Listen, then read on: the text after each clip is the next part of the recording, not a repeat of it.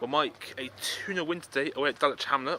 What's your thoughts on that? Yeah, very good. Played very well indeed. Thought Cullen Gunner, who we brought in today just to make a change with Hanksy, was excellent.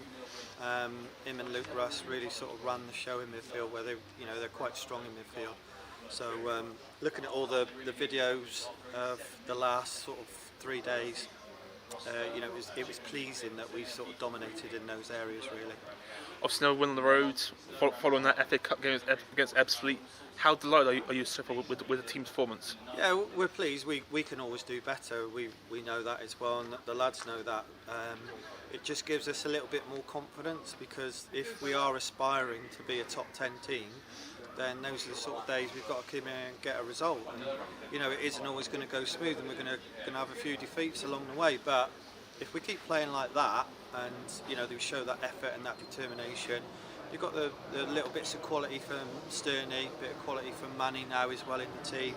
And even when Brunty was on, he did really well for us. But then, making the subs that came on, we had Seb. I mean, Chris Zabrowski today was immense, absolutely immense. Showed everything that we know that he's got in his locker as well today.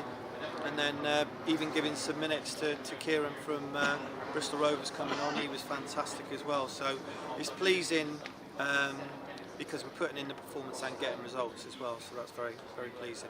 Obviously, it's the same team from last week, pretty much. Obviously, with a few changes. With injuries and all, obviously like Hamilton and all that, for example, how long has he been down to his back? Or we didn't want to put him on today because we thought we'll keep him back, give him another week, same as Alex as well.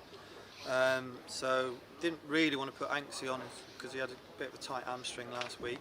But I think another week then they should be okay. They'll be available to start anyway, which at the moment, last couple of weeks, they haven't been, so that'll be pleasing. Is that the same for Danny Greenslade as well, obviously?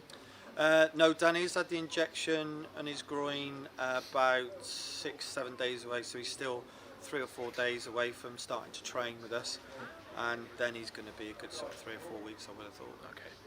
So obviously this Saturday coming up, the big game of the season so far. Away at Concord Rangers, FA Cup 4th round qualifier, just 19 minutes away potentially from the first round again.